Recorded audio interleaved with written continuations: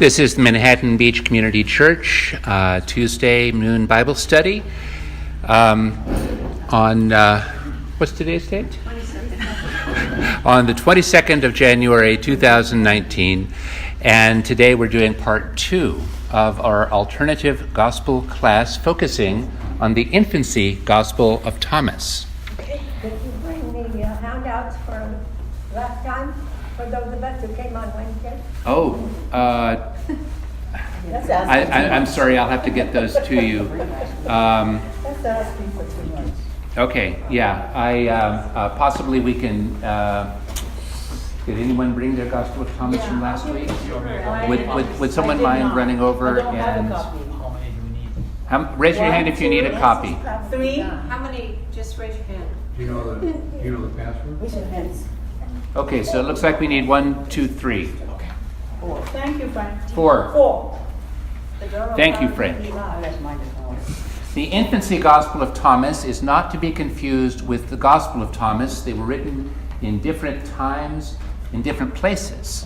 And just to tell you what the difference is, the Gospel of Thomas was written fairly early, roughly around the same time as the Gospels of Luke and Matthew, or possibly slightly after. There are a small minority of scholars who view it as being written very early, possibly around the same time as the Gospel of Mark, but the best evidence seems to be that it was from later on. And it's a collection of the sayings of Jesus.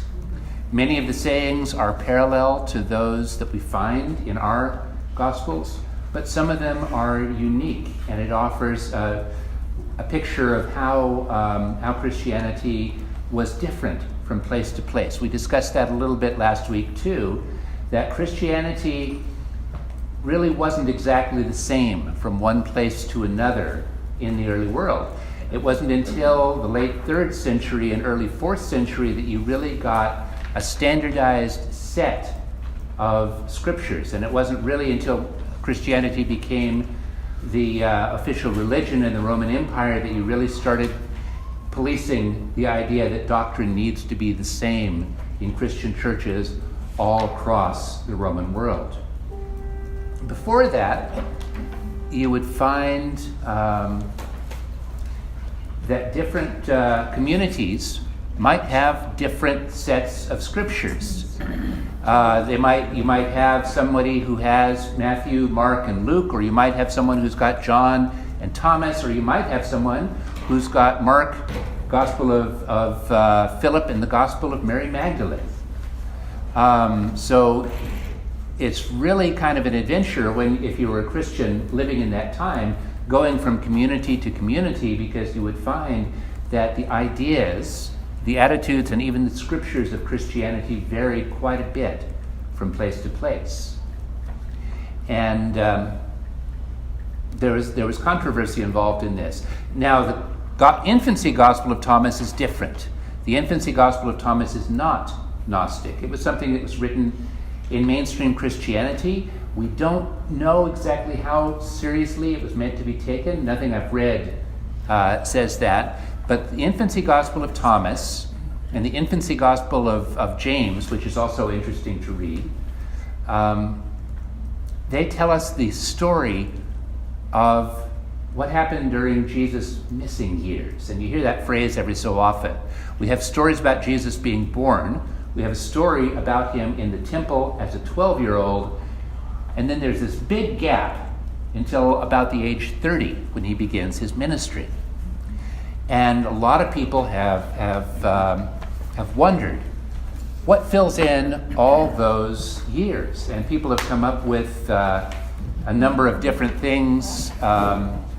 There was something going around a few years ago, an idea that came from a theosophist writer in the early 20th century, that during his missing years, Jesus traveled to Tibet and studied yoga there. And it was his knowledge of yoga that allowed him to do all his miracles. And he was really kind of reiterating Buddhist thought that he'd learned there. It's interesting. It's not historical, because Jesus would have arrived in Tibet when there weren't any yogis in Tibet.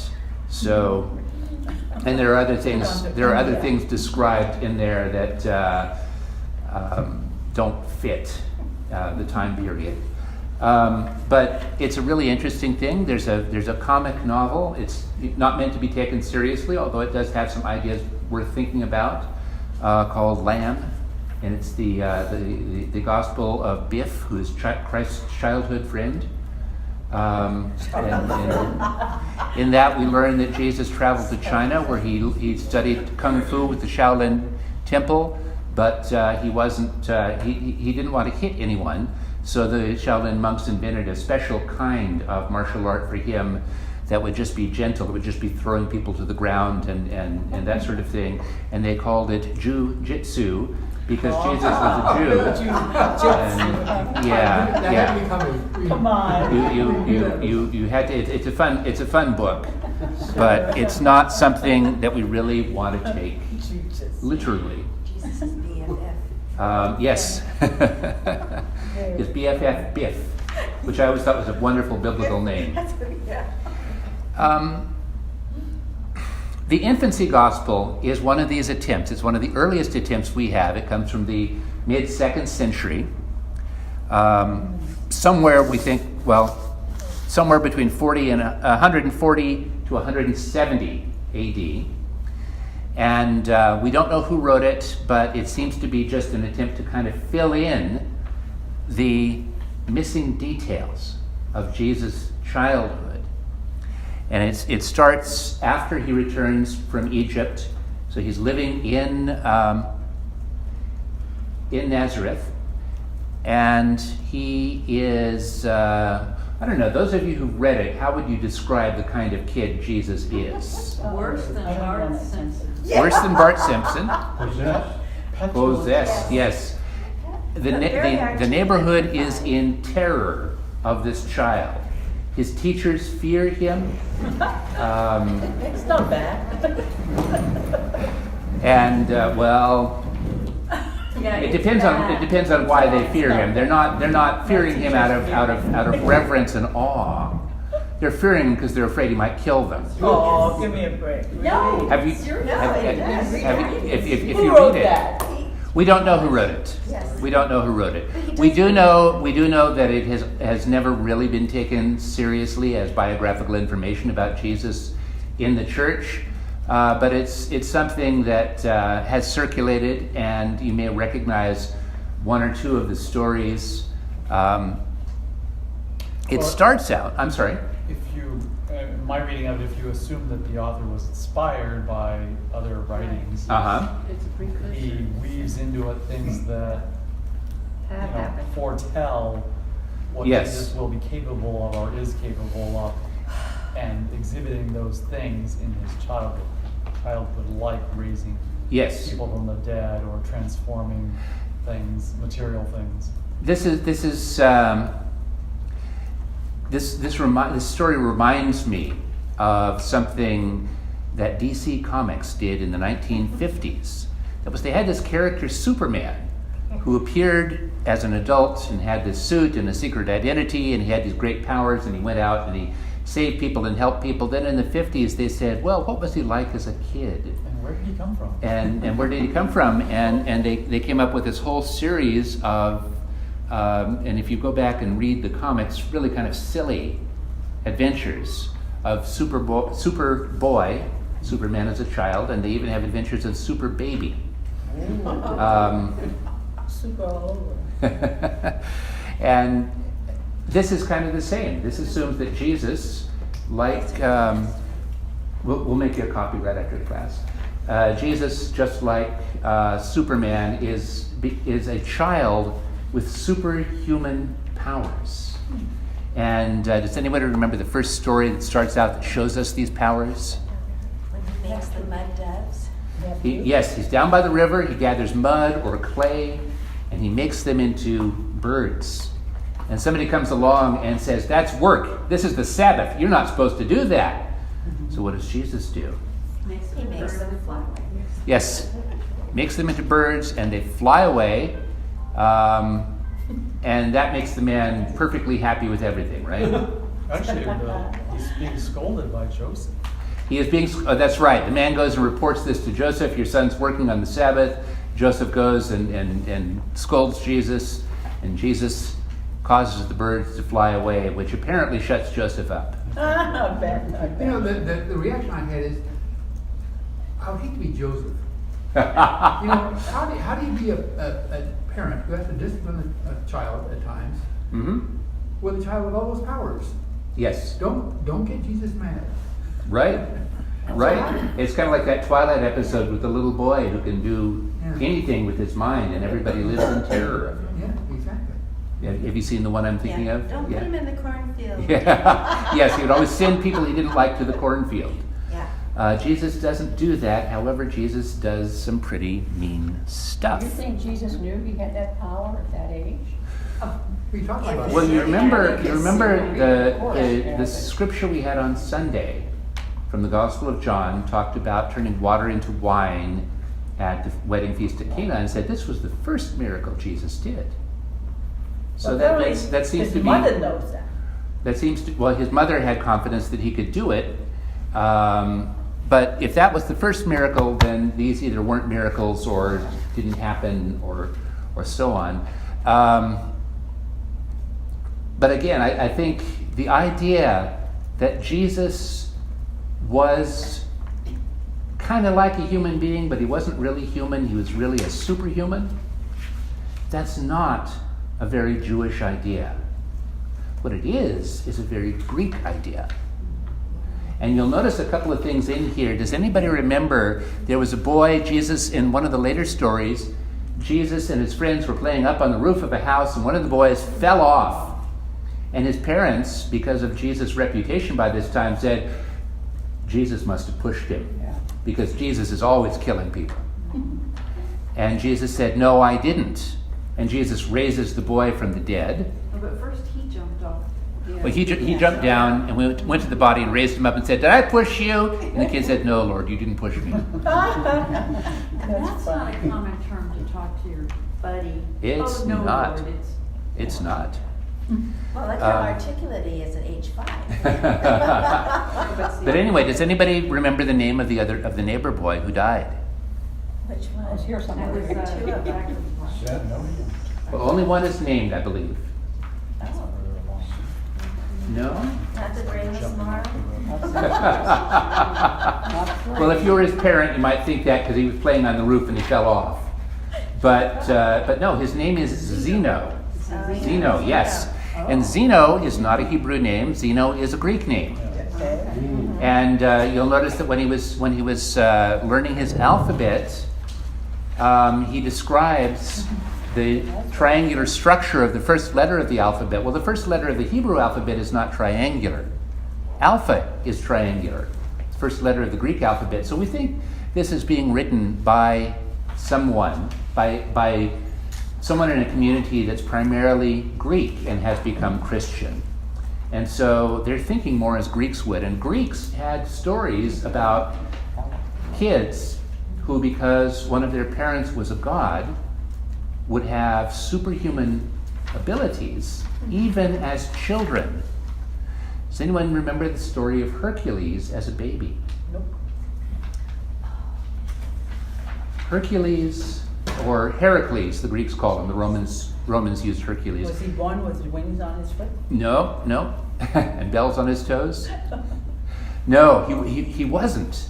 But he was one of twins, and it was one of those situations where one of the twins was his actual father, and one of the twins was the child of the woman and the mortal father, and one of them was the child of the woman and the god Zeus. And Heracles was the child of the god Zeus. They named him Heracles because they wanted to placate after the goddess Hera, because they wanted to placate her, because she did not like the fact that her husband Zeus was going around the mortal world impregnating pretty women, which was a bad habit of his that shows up in many myths. That habit ought to been. But, yes, indeed.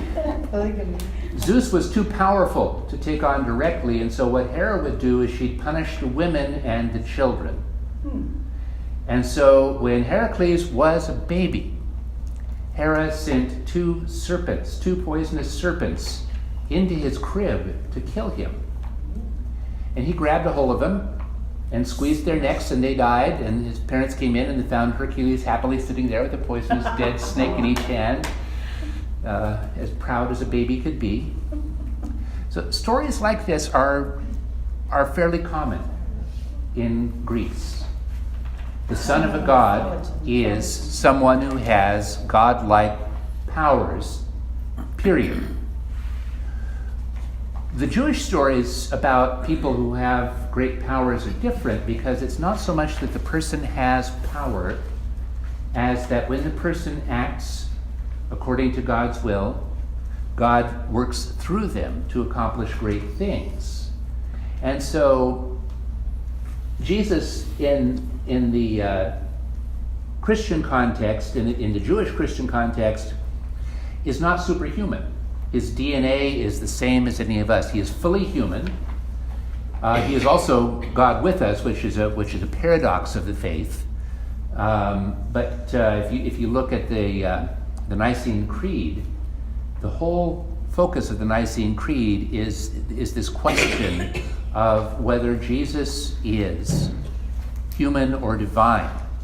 And it was fairly easy to convince people Jesus was divine. What was harder was to convince people that Jesus was also human, because people were not used to following other human beings, and so they wanted to say, well, Jesus must have been a god. And that's something we'll see in a few of these Gospels, where there are powers and a nature assigned to Jesus that show that he's really not human. He doesn't struggle, he doesn't get hurt, he isn't tempted. He is always perfect and always right and always in control of the situation completely.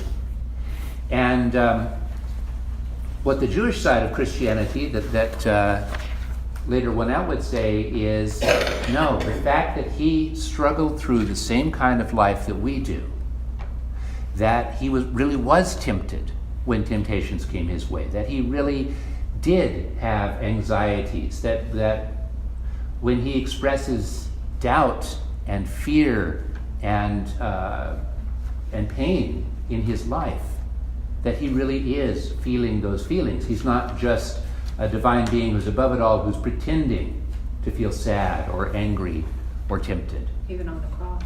Even on the cross, yes. Question.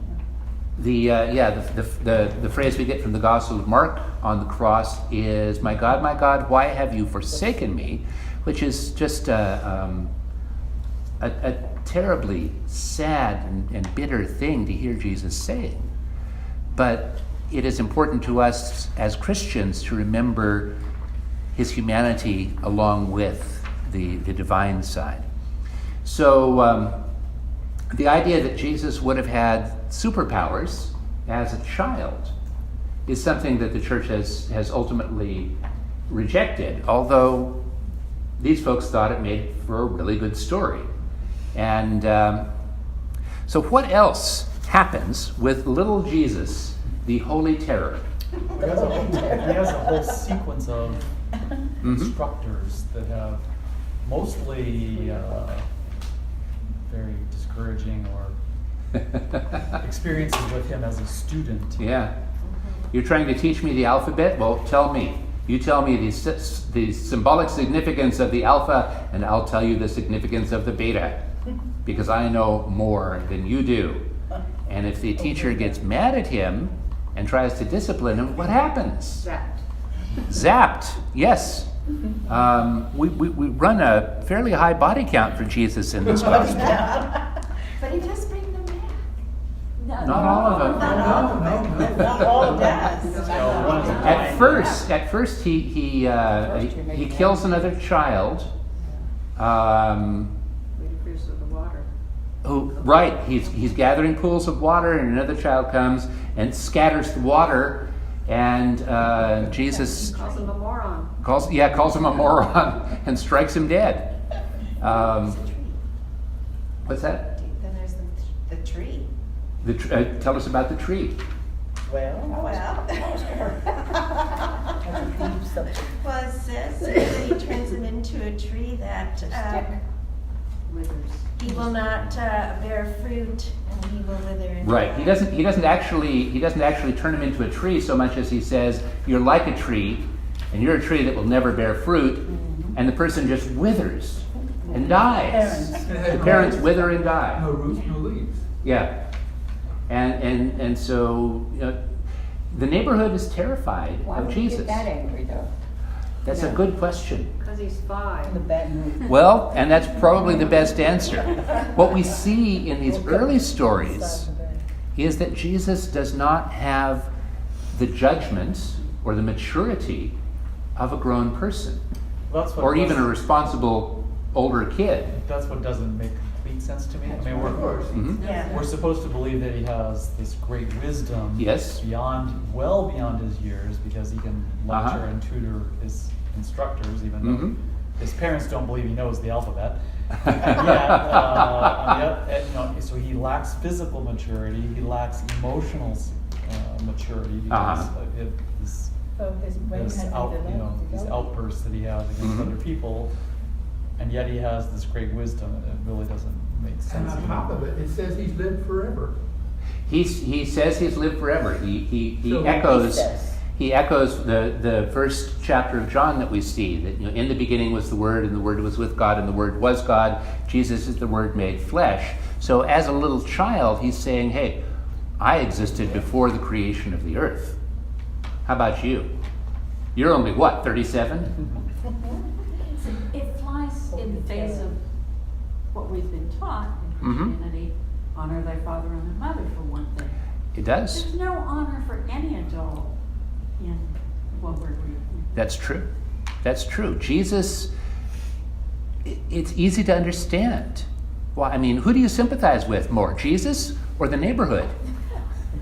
Well, The I'm curious neighborhood as well kids. that this is the supposed infancy of Jesus, and yet Mary is like persona non grata. I mean, where is his mother during all of these episodes? It's a good question, and we really don't see her at all. We see Joseph a few times, We see him come to and we him. see Joseph trying to rein Jesus in by pulling on his ear, and it doesn't go terribly well. Did he get Going, Joseph? going back to the United issue of the States father, is how not does the his father discipline a child who's doing all these shenanigans? Yeah. Isn't that bad? Just simply say, you're not obeying the Ten Commandments. It's a shame you weren't there to tell me. I mean, I would think that'd be the way, an obvious way. I mean, you're not living the way God wants. You're not living the way God would. That Well, seems Joseph- obvious to us. He's not the only father that can control that child.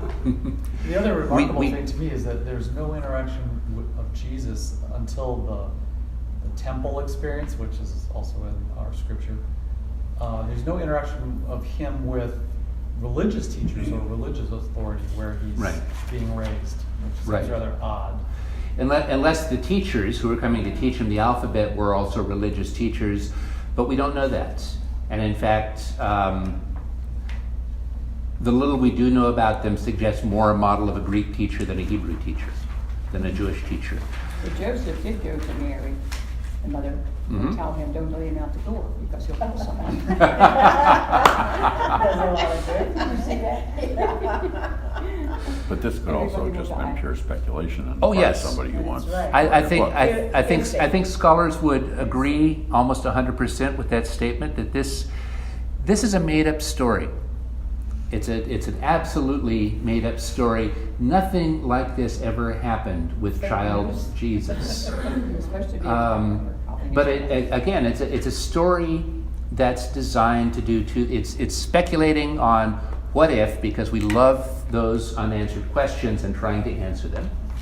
It's a story that was probably told to amuse, because it is so weird. It's kind of funny, and it's maybe a story that even has a point. Does Jesus change in the story? Well, that's what I was gonna say, is that maybe it does show a human aspect of ability to change. Notice there's a whole gap of in his teenage years, and if this was as a child, I hate to see what he was as a teenager. Well, But he did He did change. Even as the last, when the parents accused Jesus of killing their son, and he brings him back to life. He doesn't punish anybody for questioning him in that story. No, but he does on the other ones. He does in the earlier ones. Yeah. He does in the earlier And ones. when the person got bit by a snake, they asked him to come and heal him. And he does. Yeah. And it goes, and the person is healed. The snake doesn't fare too well. It's broken into pieces.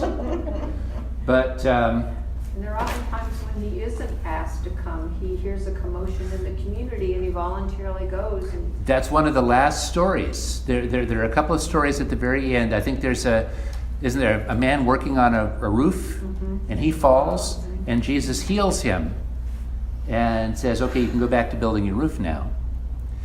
And then there's another where there's a woman whose son dies, and there's a great commotion, and Jesus hears the commotion and goes running. And when he sees the woman and how distressed she is, he raises her son back to life. So the early stories are very capricious. Jesus is a bratty kid with unlimited power. But in the later stories, Jesus has changed, and he's someone who will help when asked, and maybe even will help when not asked. And so I think maybe this is another purpose to the story, is to show a change. Now, it's not a biographical story. This is all silly stuff that was made up about child Jesus. But it does show a change from selfish and self-important behavior to compassion, and a sense that he's a part of a community and that he must love his neighbors. And that maybe sets the stage for the adult Jesus that we're used to. If he would have stayed that way, that would have been good, huh? No! So, If he would have had so scissors, question, Yeah. since we all agree that parts of this are totally, Fictitious. bonkers. Yes. The statement That's a here- good technical term, bonkers. Exactly. The comment is made here in your handout that several of these stories were repeated in the Quran. Which is the handout that you're getting right now. It's called Good Jesus, timing. Jesus in Islam. But the question is why? Why? The why would they- reason, that we'll come to that as we go through the handouts. So I'm going to ask you to wait just a couple of minutes. and maybe authors are always told, write what you know.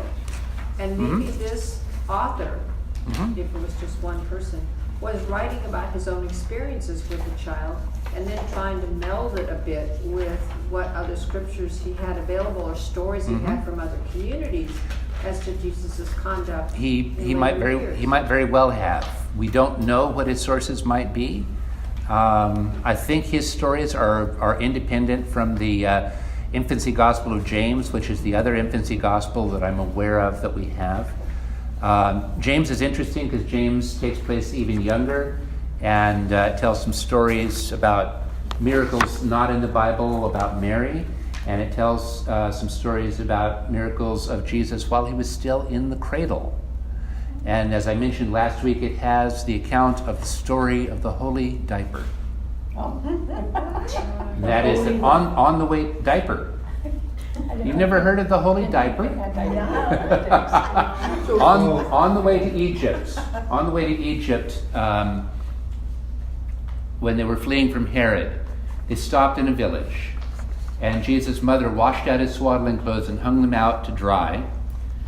And I think it was a blind man was passing by, and he touched the diaper, and immediately he could see. And several people came and touched the diaper as it was lying there on the clothesline, and they were healed. And word of this miracle spread. And I'm not sure about this, but I believe that there may have been a shrine to the holy diaper at some point in history, because I think there may be some accounts of people going there. So comparing the Gospel of Thomas, not to jump ahead too far, to the infancy Gospel. Yes. Is the Gospel as outrageous as this is? The Not first at all. question. And then the second question is, how did they both get tabbed with the name Thomas if they're written from different sources? One of the things that showed up fairly early in the 2nd century was this idea that in order for a book to be considered authentic in the Christian community, it had to be tagged with the name of somebody who was close to Jesus. And so the 12 apostles, Paul, Mary Magdalene, and there are a couple of, Mary Magdalene, yes, we'll get to her in another session, because she has a gospel named after her, and she figures prominently in the Gospel of Philip. And even in Orthodox Christianity, I know Mary Magdalene was known by a lot of the early church writers, and St. Augustine of Hippo, who we've probably all heard of, referred to her as the apostle to the apostles. So there was a tradition in early Christianity that Mary Magdalene was one of Jesus' disciples and was a great teacher. Yes? So, a few minutes ago, you were talking about James and how he talked about Jesus in the crib, Yes. etc. But I always thought the Bible said that Jesus was the firstborn, that James was a younger brother of Jesus. Well, the Bible doesn't give the birth order. We went through this a little bit ago. There are two ways of looking at it. Mary was virgin. She probably wasn't. There are two ways, if I may. There are two ways that we appropriate this. The Gospels tell that Jesus had brothers, and I think one of them might mention sisters also. And the way historians usually approach that is they will say that Jesus and Mary, or Joseph and Mary, had other children. There's an old tradition in the Catholic Church that says that Joseph was a widower when he married Mary, and Jesus was the only son of Mary. The others were older children from Joseph's prior marriage. So, but there's no indication in the Gospels of whether James might have been older or younger than Jesus. But he would be a half-brother, not a full brother. Well, if you take God as Jesus' father, he's not a brother at all. That's right. No kinship. But he is known in, and we see a couple of references to this in the New Testament, as James, the brother of the Lord.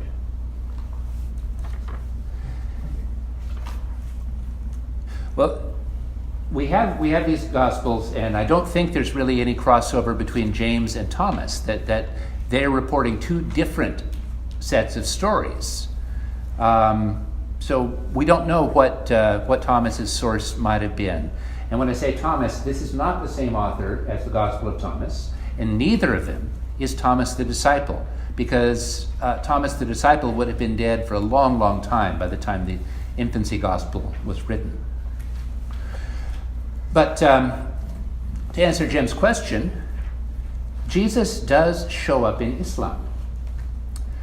Jesus appears, his name appears in the Quran, and it's interesting, and you can find searchable Qurans online.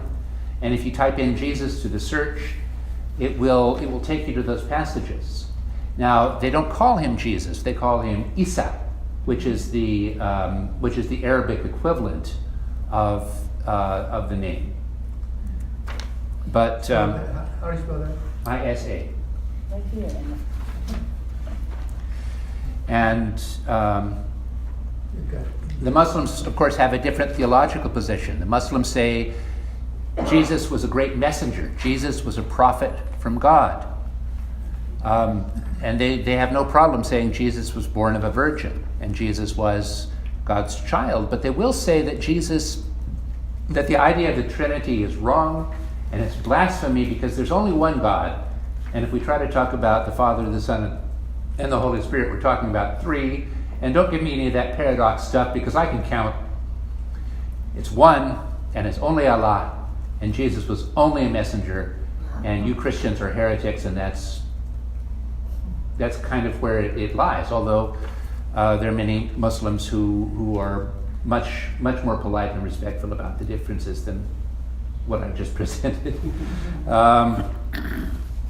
Is that somewhat similar to the Jewish faith who believe that Jesus was a teacher, a respected teacher? Somewhat, yes. And there are a number of Jews who will say Jesus was a wise teacher, and they'll often say in the tradition of Hillel the elder, because Hillel was a very, very important person who lived around the same time as Jesus, but was much, much older, and many of his sayings parallel sayings of Jesus. So he seems to have been a big influence on Jesus' thought. The Muslims there are two stories in the infancy Gospel of Thomas that I was able to trace back to Islamic sources. And what I said initially on that sheet is wrong. They're not both in the Quran. One is in the Quran, and it mentions, and it doesn't say Jesus was a boy at the time, but it mentions the boyhood, a miracle of Jesus. So, reading from the Quran, the third surah, which is the Surah of Mary, verses 47 to 49. She, Mary, said, "O my Lord, how shall I have a son when no man hath touched me?" Sounds very familiar, right? Mm-hmm. He said, and this is the angel, "Even so, Allah createth what he willeth, when he hath decreed a plan, but he saith to it, Be, and it is. And Allah will teach him the book and the wisdom, the law and the gospel, and appoint him a messenger to the children of Israel with this message. I have come to you with a sign from your Lord, in that I make for you out of clay, as it were, the figure of a bird, and breathe into it, and it becomes a bird by Allah's leave. And I heal those who were born blind and the lepers, and I quicken the dead by Allah's leave. And I declare to you what ye eat and what ye store in your houses. Surely therein is a sign for you, if you did believe." So that sounds pretty familiar, having read the infancy Gospel of Thomas, doesn't it? They've picked up on this story of Jesus making birds out of clay and bringing them to life. The other comes from the Hadiths. The Hadiths are, they're probably kind of the second body of important writings in Islam. The Quran is said to be written by Muhammad. The Hadiths are written by a number of authors, and they're stories about Muhammad's life, and about the roots of Islam. And this one appears in volume 1 of the Hayut al-Qulub, Stories of the Prophets. Would someone like to read this second highlighted section? Take it away, Frank. It is mentioned in another hadith that Aban bin Salab asked the same Imam whether Isa had raised up any dead person who after revival had lived long enough to have children. He said yes. Isa, that is Jesus, had a friend with whom he had established brotherhood just to please Allah.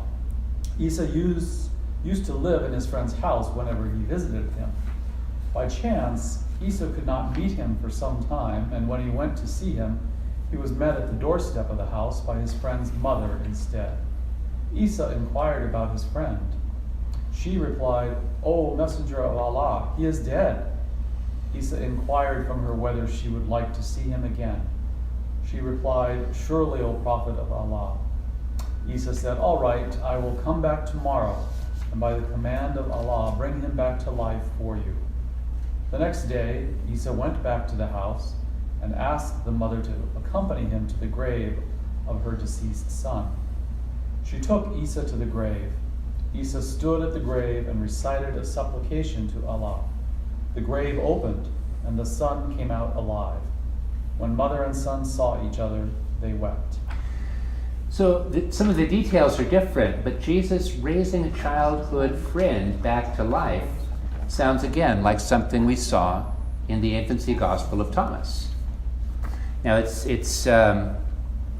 embellished. We're given more details about the relationship. Can't remember his name. Zeno. Zeno. Oh, I thought you were going to say Oh, you brought Zeno. Biff back. There's You another brought name. Biff back to life? But there's another name.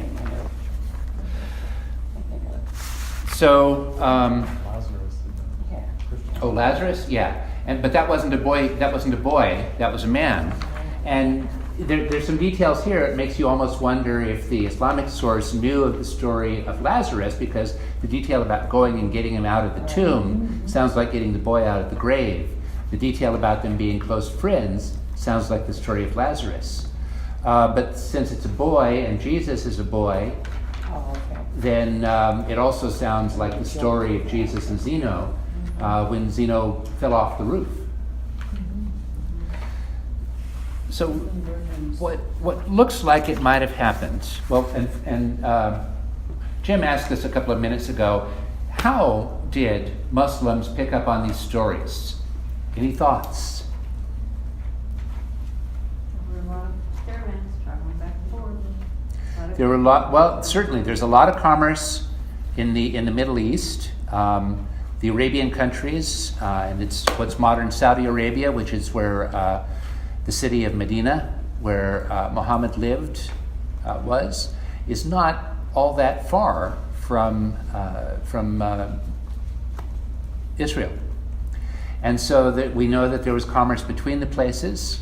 We know that Christianity had spread very far by the time of Islam. We know that there were Christians in that area. We know it partly because they're mentioned in the Quran.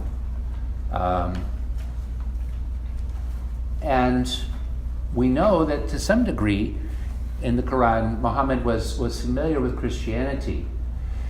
We also know that by the late 3rd century, Christians were trying to standardize the canon. They were trying to say, these are the books and these aren't. And of course, these two stories come out of one of the ones that did not make the cut. But we also know that there were holdouts. There were people, and we find this because a lot of the early heresies look like what they're doing is repeating some of the things that the different divergent Christian communities had said and done before. So what we think is historically likely is that there was somewhere in Medina or around there a community of Christians who were either isolated or had kind of opted out of the Christian church as a whole and said, no, we've got it right, they've got it wrong. And we think that one of their gospels must have been the infancy gospel of Thomas. And that is the form of Christianity we think that Muhammad was familiar with.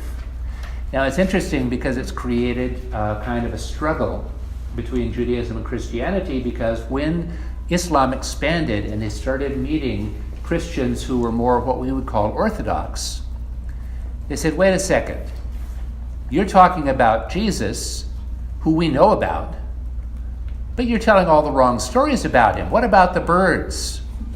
What about the dead kid he brought back? You Christians have got your own gospels all messed up. They must have become corrupted. And so they felt that Christians had they'd been given a word from God, but they had rejected it, or not rejected it, but allowed it to become corrupted. And so Christians, in their eyes, were heretics because of this misunderstanding. There's another misunderstanding that goes even deeper that we'll get to later on, and that is the Muslims picked up on a Gnostic tradition that Jesus didn't ever suffer on the cross. They didn't get it exactly the way the Gnostics did. The Valentinian Gnostics said Jesus doesn't have a body because a body is made of physical material. And as we all know, physical material is evil. The physical world is completely evil and completely corrupt. And a good God would never allow his son to be corrupted. And so you're not going to put him into a flesh and blood body. You're going to give him a spiritual body. But for the sake of the people, you're going to make it look like a physical body. So what about Thomas? Thomas touching Jesus. A Gnostic interpretation might be that Jesus wasn't solid, so Thomas could just stick his hand right in there. And Virtual. so the Gnostics see things very differently, and we'll come back to the Gnostics shortly. But the idea that Thomas could touch Jesus, which is kind of emphasized in our Gospels, and especially the fact that Jesus then sat down and ate a meal with his disciples. Well, a spirit couldn't eat a meal. I mean, you put the bread in your mouth and it just drops straight through. Because, spirit can't eat and doesn't need to eat. It's superior in all aspects to a physical body. So the writers of our Gospels, the 4 Gospels that we have in the Bible, we're kind of trying to emphasize that no, Jesus was real, Jesus was solid. Jesus had a human body. Jesus had a human mind. Jesus had human emotions. God was with him, but that did not require Jesus to be an incorporeal spirit. And there's a strong difference there between Christianity and Gnosticism. Gnosticism, which teaches that the physical world and our physical bodies are evil and corrupt, and that we need to somehow transcend them and go back into the realm of spirit. And Christians who believe that the body is part of who we are, and there's a sacredness in the body, and that the body is the temple of God, and we have to take care of it, and and this has been a struggle in the church because there's a Gnostic tendency in Christianity to say, okay, well, have you ever heard this read at a funeral? I am not my body, I am in my body. And this idea that who you really are is a soul. And your body is just like a suit of clothes that you can put on at the end of your life, you discard it, and then your soul goes to heaven.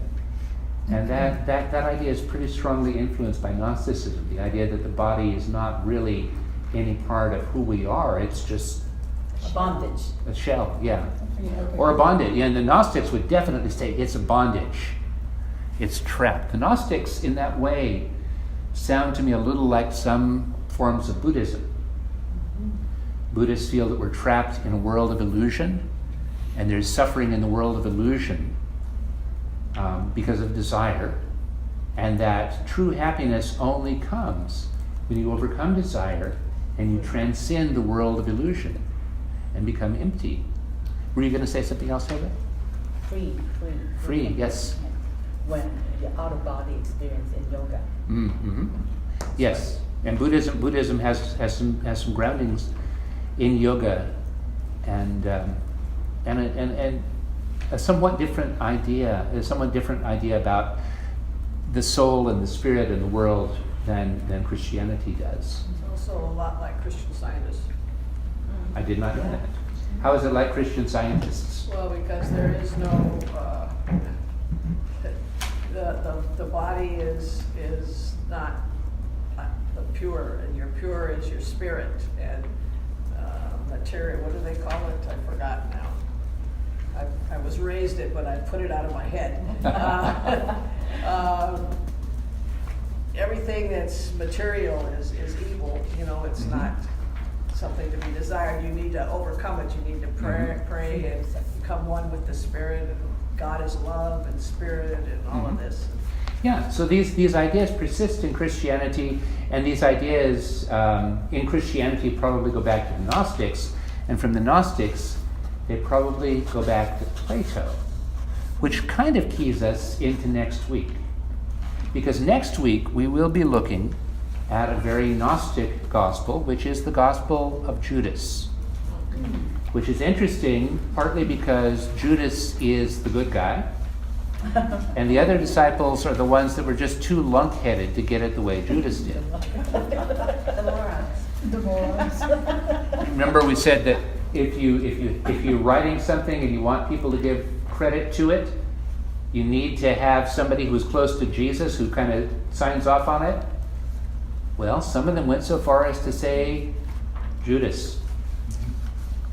Well, in the back of this, you have it is thought to be, it's a cleaned up version of what we read. You know, what happened. This is a cleaned up version of the story. Uh-huh. I've always said. Yes, in the Muslim version, Jesus is much nicer than he is in the infancy gospel of Thomas. He's always doing the right thing. Holy terror. Now, does someone have the time? 12:57. 1 minute to 12:57. All right. There's something to There are read. two things I'm giving you to look at for next time. One is about the Gnostics, so that you'll have a little bit of background. And the other is the Gospel of Judas. They're not bringing me copies. There are more, Jim. Don't worry. So, these, and we are going to be putting, 3 pages. we still don't quite have the technicalities taken care of, but we are going to have both this section and last week's session recorded as audio files connected to the church website, and we'll also have a link to the handouts and a link to a place where you can read the materials that we're looking at. So we're hoping that that will be done by this weekend, and if it is, there will be a notice in the bulletin. If we run into technical difficulties, I will let you know that as well. Thank you very much, and we'll see you next week. Could I just say something maybe for next week? Go ahead. Much of this was written 70 to 100 years after the death of Jesus.